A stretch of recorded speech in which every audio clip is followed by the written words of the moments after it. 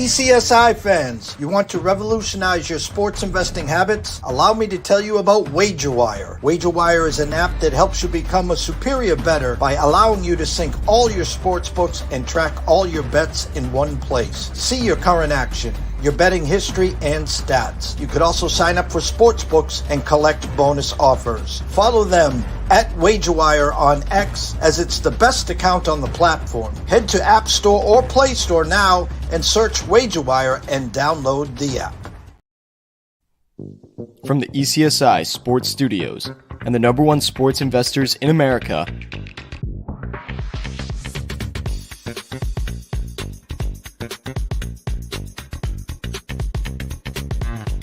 we bring you the closing bell. As the market closes, legends Jeff Dawson and Riley Magnuson bring you all the sports investing tips for tonight's matchups. If you want to learn more from the two legends at the desk, make sure you stay tuned to the closing bell. Good afternoon, sports fans from all around the globe. I am the co-host, Jeff Dawson, East Coast Sports Investors, and this is the closing bell for Thursday, May 9th, 2024. Glad to be here. The weekend is almost here. Tons of stuff to talk to. I promise I'll keep my co-host, Mr. Southside Riley, under an hour today. Trust me on that one. You know, it's funny. Last week we did 12 shows. It was a busy week with the NFL draft recap with Mr. Ron from Ron A Sports.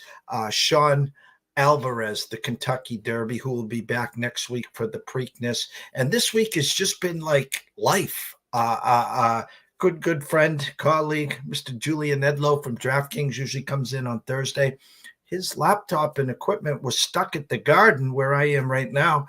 Can't get it to today, so no show there. WagerWire, Travis and Zach are in New York City, working hard in a conference. A lot of misses this week, so I am super stoked, of course, to be here. Proud of our sponsor and partnership with WagerWire. If you haven't downloaded the app, right up there in the top corner, head to Google Play or wherever you download the apps. It's free. Get used to it. Get yourself acclimated. We're going to be doing a lot of work with that the rest of the year here. So without further ado, the co-star of this show, the one and only Mr. Riley Magnuson. What is up, Riley? What is up, my friend? I am as stoked as you are for some good Thursday action, my friend. And yes, I feel good about under an hour here. We've only got a few baseball games to discuss on the board left over tonight, so I don't think there's going to be too much concern there. Only a couple of basketball games, couple of hockey games, and then we'll probably get on out of here. So I do think we got a good chance of getting under an hour here, maybe even under 50 minutes if I dare say it.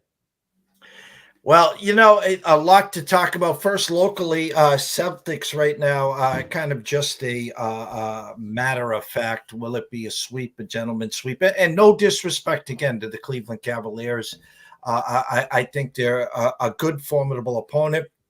Just undermanned, undermatched, even without Porzingis. I think the Celtics right now, as I look, actually, let me look over here to get an updated number for everyone. Come on, guys. Let's go. 12.5 at Circa, 13 at Superbook, 13.5 at South Point. So a little statement made at Circa, and there's another game I got to talk to you about later on in the show. And Dallas OKC up 1-0, flat 5 at Circa and South Point there. But I want to talk about the Celtics. Mr. Big Baby himself, Glenn, takes one to the chin. You know, you want to dance with the devil, sooner or later you got to pay the piper, and gets busted. Glenn Baby Davis, of course, I'm talking about, for, I guess, defrauding the NBA. And I heard 40 months, 3.5 years in the clink, and then like 2 or 3 years supervision in-house when he gets out. So Any thoughts about Big Baby? Because he might be crying for a few years in the penitentiary.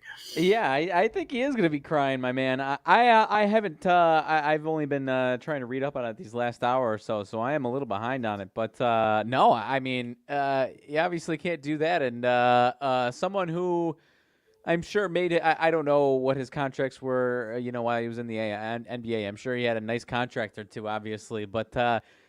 Got to be someone who, didn't have a ton of endorsements, so probably trying to catch on a little bit of the gravy train a little after the fact here. It's been a while since he's been in the league, so I hasn't been making much money. Not a big media guy, from what I understand. So probably a few bad investments and maybe some bad spending habits the last handful of years is what I would have to guess there. Yeah, I think it was insurance NBA fraud or something to that factor. He got caught with his hands in the cookie jar there. Staying in the NBA, it's been a few days since you and I had talked and done a show. Listen, I go back to draft day and the steam that Anthony Edwards was catching, and big fan of his out of Georgia.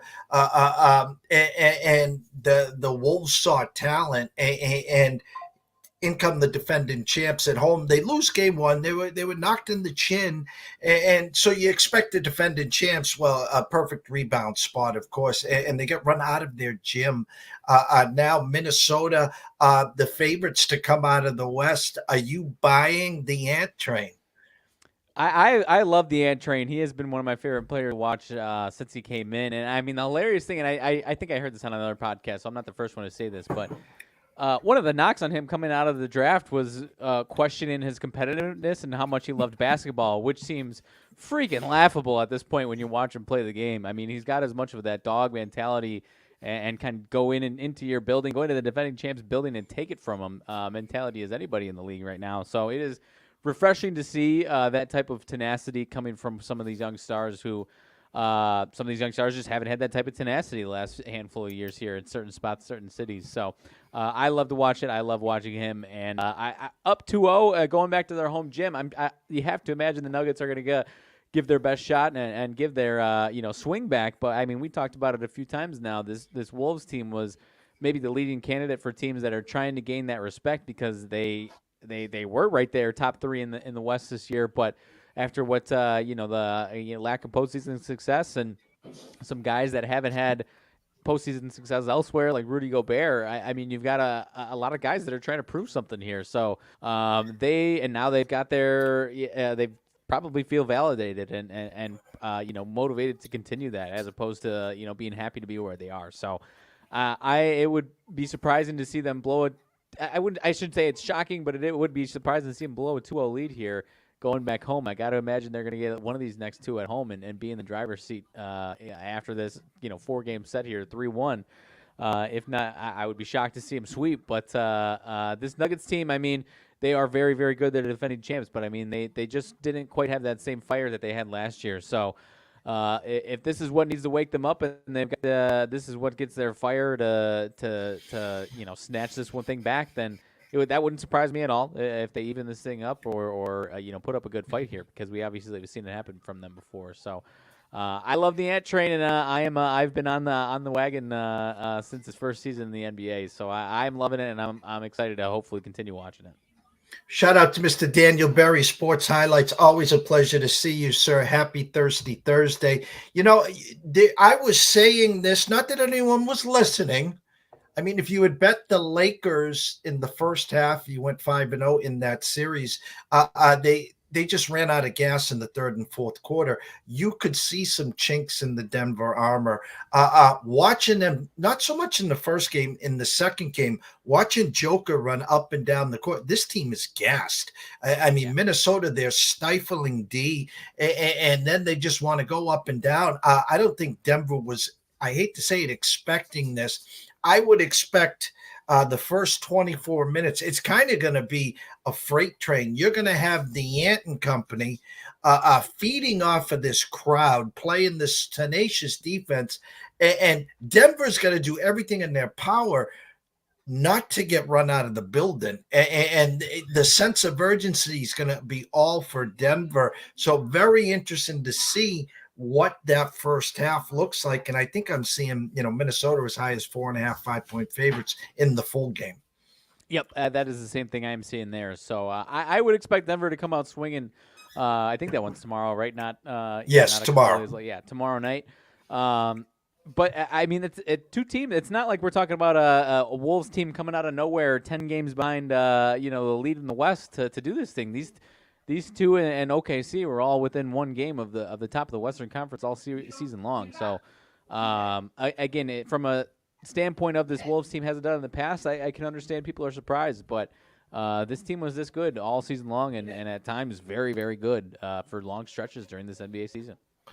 And there's a gentleman with a OKC win it all ticket for $1.3, $1.7 million. It's the last part of a parlay. Connected with Zach and Travis on Wager Wire. Big write up on ESPN. Go to the Wager Wire at Wager Wire on X and read the story. Travis was in there. They were talking to him about it. Of course, his cash out right now after one game before tonight's game was $100,000, and he had a $100,000 already offer. But I think he's looking at 1.3 or 1.7. I think it's 1.7 if they win it. And the funny thing is, if you had in your bingo card OKC versus Minnesota, winner goes to the NBA Finals. Hats off to you.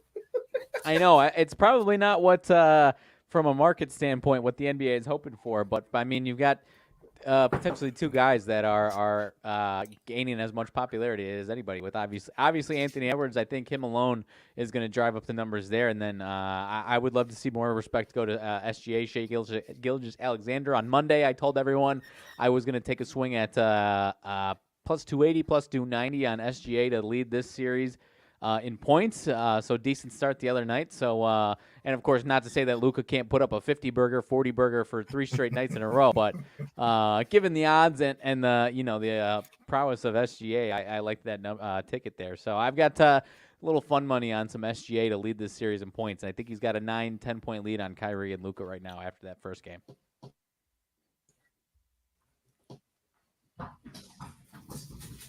Yeah, and tonight's game, again, some 4.5, some 5s. A good game there. We'll get into that in a minute.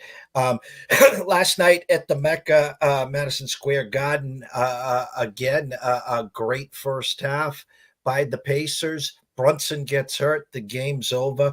Reggie Miller declaring this is his house. And all of a sudden, it's Villanova versus the Pacers. Willis Reed and a Brunson second half effort. And the Knicks now up 2-0. Thoughts in that series? Yeah, I mean, you just saw the tenacity and the extra effort and the will that the Knicks have seems to be a little bit greater right now. So I'm curious to see how it goes back to Indiana. I would expect the Pacers to give their best shot there again, but after you've given some good shots these first couple of games and come up short, it's going to be tough to carry it over. So I'll give the Pacers a fighting chance here these next couple of games, but if they go down 3-1, I don't see them winning 3 games in a row by any means. So they almost have to win these next 2 to even things up and have a legitimate chance there. So it looked like the Knicks were going to choke a little bit down the once they did have the lead. You had it was the wrong call, the double dribble call, and then the other refs, which I understand Rick Carlisle's point of view. I could be wrong, but I don't think it's an overturnable, challengeable play. So I mean, I can understand why he was so frustrated, but obviously it was a ridiculous call in the first place. Kind of like the NFL now, where the refs can get together and take a peek at the scoreboard and say, "No, you messed that one up, pal. We got to take this one back." It was almost one of those there last night. I have to have you settle a score here. Again, we're on May 9th. I was talking to a good friend and colleague. I think he started officially slow draft in fantasy football June 1st. I did it July 1st. I did some draft champions, 30 rounders. I did 10 of them just to get my feet wet. And my good friend Sean Childs that does all the writing and the predictions, the numbers, and the forecast. And he started early this year. He's got some numbers out there. I need you to settle a score for me. Okay. I guess just this year. Now, my debate here is, of course, we don't know if McCarthy is starting in Minnesota. Okay, you have Sam Darnold there, but they brought in McCarthy, so the assumption is, it's McCarthy's to lose. Unlike Drake May, I think, in Brissett. But which offense would you? And I'm saying this to you because obviously this is your division here. Which offense puts more fear of God into you? McCarthy, Justin Jefferson, Jordan Addison. Your three is a question mark because KJ Osborne is now with the Patriots. Right. And then, of course, you have your tight end of, was it Mr. Hawkinson, correct? Yeah. Yep. Okay. Or Caleb Williams, DJ Moore, Keenan Allen, Odunze, and Cole Kmet. It's a good question, and I mean, oh man, the McCarthy factor, he doesn't really scare me too much, but I mean, Justin Jefferson still is going to be terrifying to me. I think the Bears did a fantastic job of adding to that chest of weaponry, but if you have a good defense, I think it is defensible. Whereas Justin Jefferson and we don't know what Jordan Addison in another year progression is going to look like. On top of Hawkinson, that still scares me a little bit more, at least this year. After this year, and you get Caleb Williams develop and working with those guys, that is a little bit of a different story. But I think you can plug a lot of guys in there and still put up some numbers with Justin Jefferson and Jordan Addison and Hawkinson. I mean, you've got a top 3 tight end and probably number 1, if not top 2 or 3 wide receiver on that staff as well, with the guy Jordan Addison who could take a step up. So again, I'm not trying to. I mean, and then the caveat there is if Caleb Williams steps in day one and is we all think he's going to be very good, but if he's Pro Bowl, all pro on year 1, then that's a little bit of a different story. But I think you could still get some growing pains in that offensive line, some growing pains at least the first half of the season. So I am still, at least in this upcoming year, a little more afraid of the Justin Jefferson, T.J. Hawkinson train than anything there in between those two teams. So more bullish on the Minnesota and now let's just take it one step further and then we'll go into tonight's games. Compare those two offenses with what you got in Green Bay. Yeah, and the other thing I would add there as far as Chicago's situation is we haven't seen a lot of success from an offensive coordinator standpoint to this point, so I'm curious to see. Maybe we get a different situation going into this season, but you've got some continuity offensive coordinator, coaching staff-wise, in Minnesota, where you're just changing the quarterback, which obviously is a massive part of it there. But, I'm obviously optimistic about the Packers. I think from a consistency standpoint, and if the carrots that whatever were being sold, that Christian Watson is healthy, I think from and you're laughing, yeah, you're cackling already, and I'm not getting my hopes up there, but we've been sold the bill of goods that his issues with his hamstrings have been resolved, and he's not going to have that issues going forward. So I know I accept all of the laughing at me for that part. Even take him out of it, though, and the progression that we've seen, I do feel good about that situation. And I think from a balance standpoint, at least in this this upcoming year, as compared to those other two, I do feel good about, because in Minnesota you still got a lot of questions from you get Aaron Jones, but Aaron Jones struggled to stay on the field there for the Packers last year. If Aaron Jones is fully healthy, I didn't even mention him when we were talking about that Minnesota offense. If he's healthy, he's still an absolute stud, and I'll be sad to see him in Minnesota. If he's got those banged-up issues and 40% field time like he had in Green Bay last year, then their running game is in trouble again in Minnesota there. So I do, from a continuity standpoint, and another year of hopefully – as long as Jordan Love can continue progressing, I feel unbelievable about where he's going. If he's the exact same guy that we saw last year and it doesn't really take a step up and is has some great moments, has some ugly moments, then Packers are probably going to be an 8-9 win team again. But with a hopefully complementary defense with a new defensive coordinator that the fan base isn't trying to laugh out of town. I do feel good about that. So from a continuity standpoint and that tight end room going into year 2 after a really nice year in year 1, I feel in totality, other than I still am not really high on Minnesota's quarterback situation, but with their weapons, I put them all offensively pretty dang close together. And I think just a little bit more from a consistency standpoint and continuity from quarterback on down, I feel good about the Packers coming out at least out of the gates. By the end of the season, I think all three of them could look really solid themselves. But I think the Packers have the better chance to come out of the gates playing better football offensively than the other two, who are dealing with new quarterbacks or new weapons altogether there in the Minnesota and Chicago situations. So if my memory serves me correct, Love, Jacobs, Watson, Romeo, and Wicks. You're forgetting Jaden Reed. Jaden Reed, okay. And I love I love all those guys. Don't get and the tight ends are who? Musgrave and Kraft. Kraft, okay. And then in Detroit we go Goff. You're going to see a second-year tick up, obviously, on Gibbs. They still got Monty at the goal line. St. Brown got paid, and then 2 and 3 over, and obviously the tight end Laporta, and then the 2 and 3, which has slipped my mind right now in Detroit. You've got Reynolds last year. I assume he's in Denver now. So I think they're piecing together a little bit of that. We got Jameson Williams potentially. Yeah, Jameson Williams. That would be the one, depending on where he's at. Well, don't on their other receivers there. Yeah. Don't bet on Jameson Williams. No pun intended there, but but no. They brought in Donovan Peoples-Jones is another guy they brought in this year. So, again, a quick roundup, but it's going to be a hell of a division. It's going to be fun. I just, again, don't know what to expect from McCarthy. We don't know what to expect from Caleb. And I cannot get, and it's going to be hard for me in draft season, I can't get Jordan Love's game against Dallas out of my mind. It was if I was his agent, I would just sell that to everyone. This is the best quarterback in the NFL. Do you want to see his tape? I mean, he looked like Rodgers, Favre, Mahomes, whatever you wanted to call him that day. And that day, yeah, and a big part of it obviously is the development of the supporting cast there. So I am hopeful, and it's some of those. I mean, he didn't play a bad game against San Francisco. Just had a couple of ugly mistakes, and especially the final trying to come back from down a whatever it was, field goal, 4 points. I don't remember.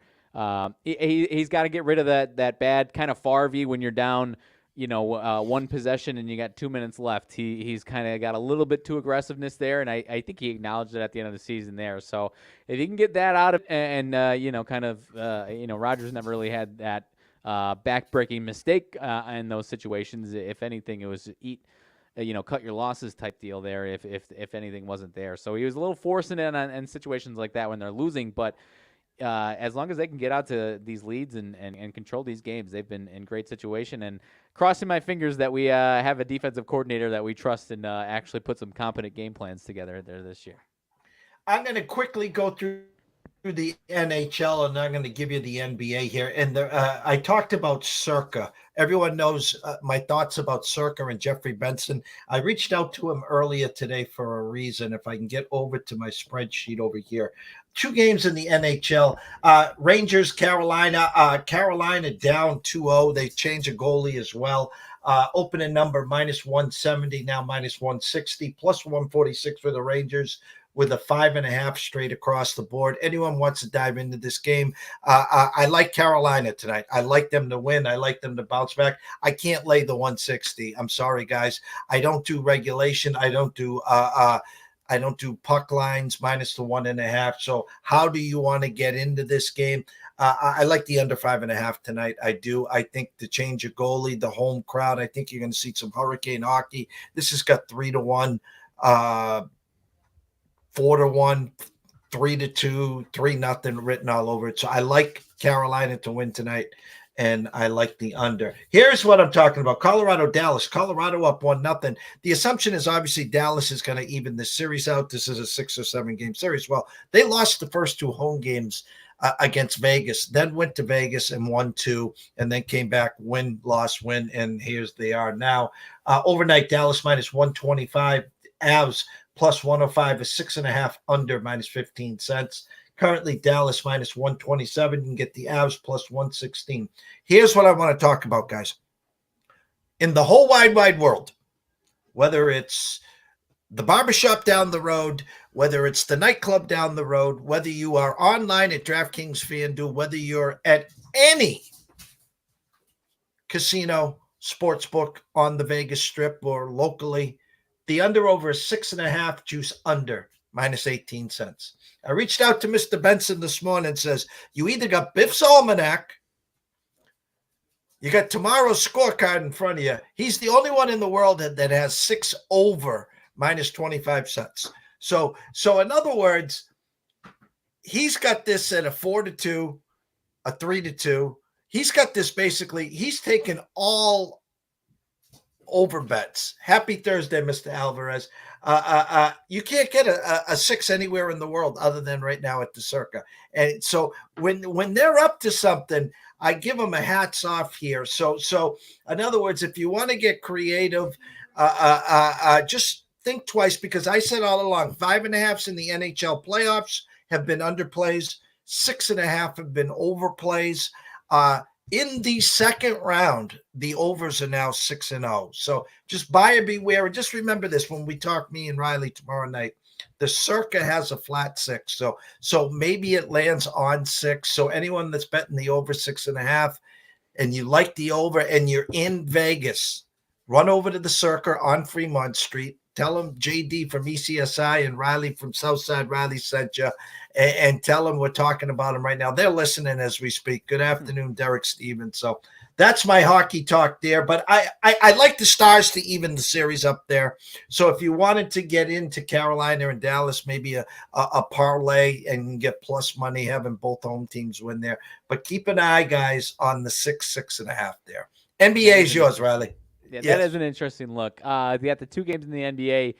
Cleveland and Boston, as we've talked a little bit. Boston minus 13 tonight. I don't know what your thoughts are on this game as far as the spread is concerned.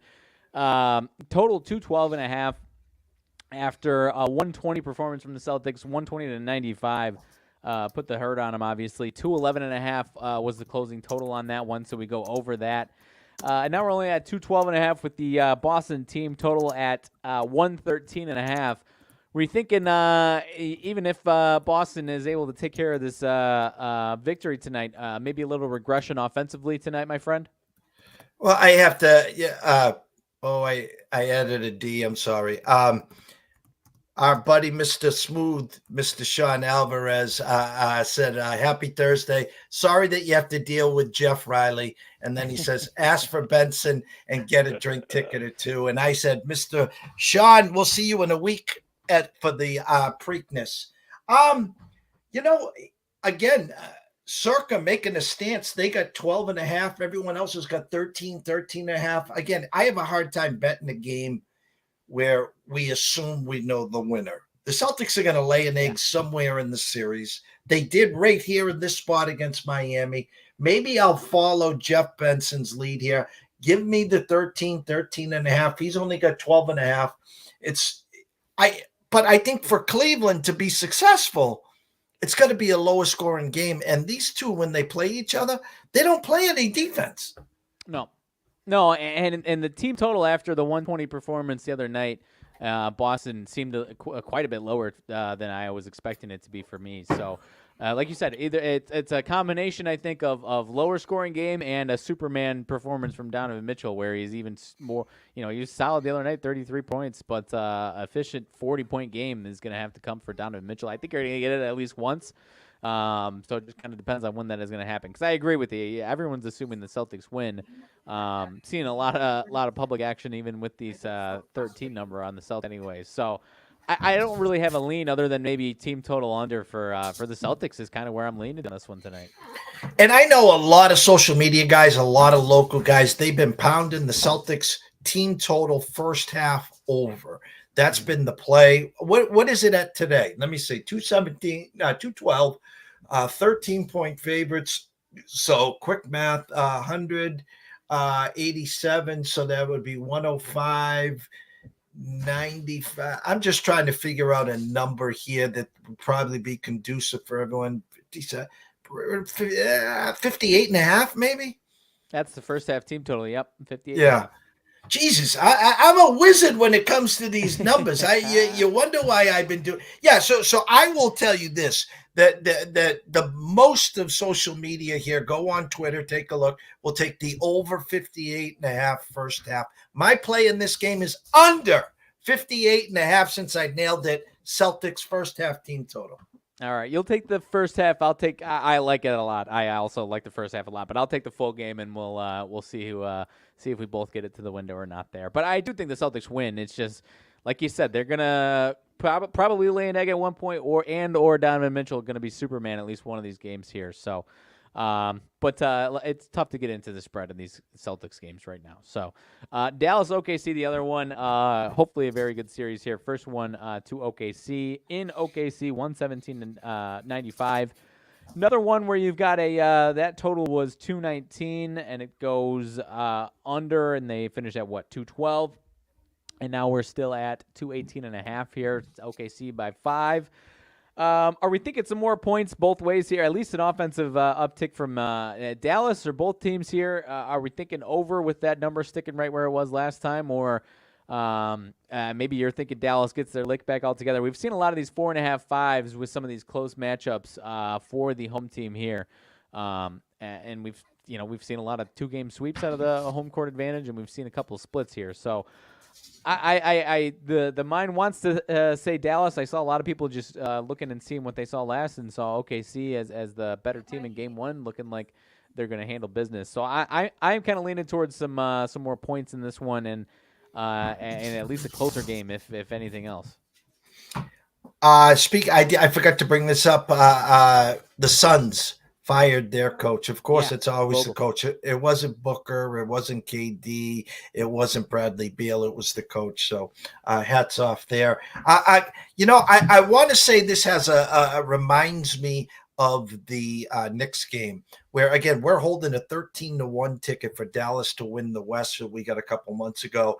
I'm scared shitless. Obviously, I wanted to win that first game to get back to Dallas with a split. I think this will be a competitive game. I lean Dallas in the first half. I think Kyrie and Luka can get things going. I think third quarter will be nip and tuck. And as in the game last night, I think OKC has that big fourth quarter, and they probably win by 7, 8, or 9. And, of course, guys, I'm rooting for Dallas here. Yeah, I'm with you, and I think it's going to be a close game. I think Dallas can cover here, but OKC might win the game, like you're talking about here, and I'll go over on the full game as well. So that'll be I'll go 115 to 113 is where I'll go with this one.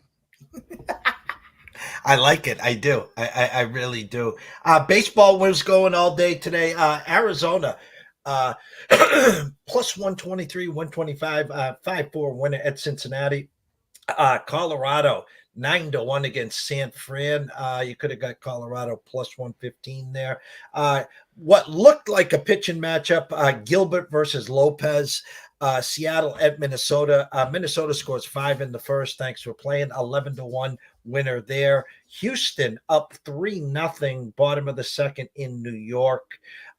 3 games. I just want to bring up this one game. I had a good talk with me and Scotty Webb did a show earlier this week. We talked about Paul Skeens on our TikTok page. There's a clip on it about Paul Skeens. We got about 30,000 views on it, about 500 comments. So that's a little hoot. If you guys are bored, want to head over to TikTok at East Coast Sports Investors. But I talked to him at length. Where is the offense gone? Where is the pitching matchup and the edges gone? We're always looking for edges. We're looking for, whether it's the first 5, we're looking for a team total. We're looking for something. Tonight is a classic. And this look has failed, I'm telling you, 8 out of the last 10 times. You got St. Louis and Milwaukee, Sonny Gray versus Myers. Myers is averaging over 3.5 home runs allowed a game. And Sonny Gray has been absolutely lights out. And Myers overnight was minus 125. Well, the books got smoked by the Sharps. And right now, as we speak, St. Louis minus 132. You can get Milwaukee plus 121. I'm not going to lay that number. So I go to the first 5 minus the hook. I can get St. Louis even plus 5 cents, plus 10 cents, and they're just going to be winning by 1 run or more. My point is, I would be doing that every day, twice on Sunday, but this Myers guy is going to pitch a gem. St. Louis isn't going to score, and at the end of 5, Milwaukee's going to either be tied or winning 1 or 2-1. Yeah, no, I don't have really anything to add on to it. I mean, you've got, like you said, this guy's been a punching bag over here, Myers here. So it's something to make note of. And I mean, you've got a Cardinals team that is trying to get out of a funk. They lose 2 out of 3 to my White Sox, so that doesn't help their current standing or public eye on him here.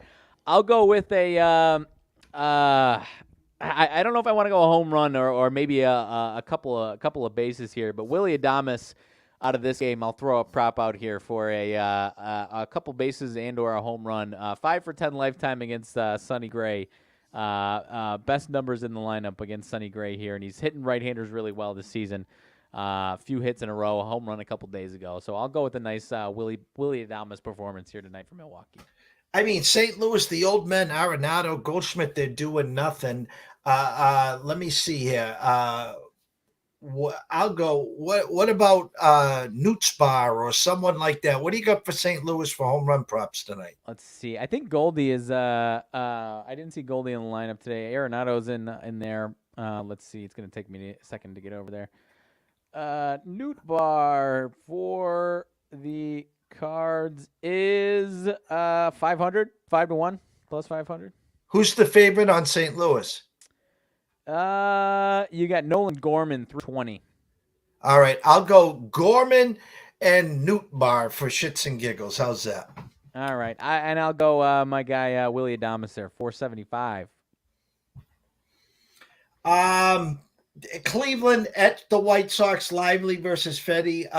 Cleveland overnight 145 favorites, now 150. Again, an 8 now down to a 7.5. Again, Jeffrey Benson at the Circa, the only place in Vegas with a 7.5. Everyone's got an 8, so look for that to go under 8 there. And then Kansas City at LA. Walker versus Detmers.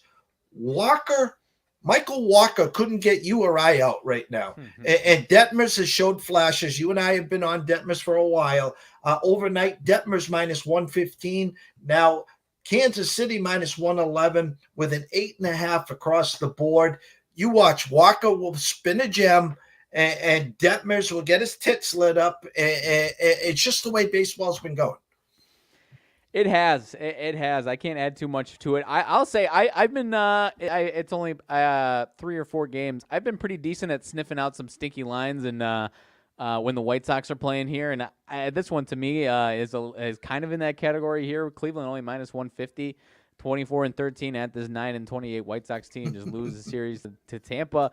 Eric Fetty on the mound, 5 runs given up last time out. He's actually had some decent starts. So I'll go with the White Sox finding a way and I'm putting up either putting up some runs or just a nice Eric Fetty performance and maybe getting a win. I've been decent with these random maybe once a week or so with the White Sox here. Maybe that's even a stretch. Every couple of weeks, a random White Sox game where I sniff out them being as a live dog here. So I'll go with the White Sox tonight, as gross as it sounds. Tomorrow, let me see here. Tomorrow, 2:30, Matt Grissom, Quentin Mills, if he's not working, 3 men in a box, NCAA baseball as we're getting closer to the end of the regular season. 3:15, 3:30, I'll be on with Andrew McGinnis on his channel at Wager Talk at McGinnis Picks. And then you and I will be back here 4:30, 5 o'clock, if available, for the closing bell to get everyone ready for Fade the Public Friday. As we always close out here, any closing thoughts, Mr. Riley? I don't have too much to drop down here, other than I've been enjoying all these NBA and NHL playoff series. I guess I don't have much of a PSA to give out either, so I don't know. I've got nothing crazy going on other than enjoying this. The NHL draft lottery snuck up on me. Didn't have the pitchforks that the Blackhawks get the number 1 pick. They get the number 2 you get 3? pick, so 2 pick? I think 2? number 2, right? Yeah. So not as much animosity as last year for us getting the number 1 pick. So hopefully we get another stud. And the Blackhawks get back into the fold after a little while here. So. Other than that, no, I'm just enjoying the series. I don't have too much else to drop down right now. I didn't get any updates. Let's see here for 1 second. You know what? The one update that I did see is no OG Anunoby tomorrow for the Knicks. He is out against the Pacers in Game 3. All right.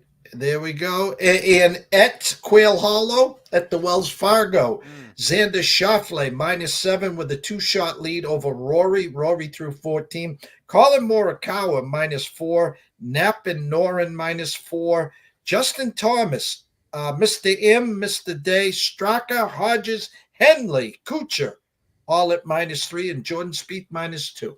No Scotty Scheffler as he's waiting for that child.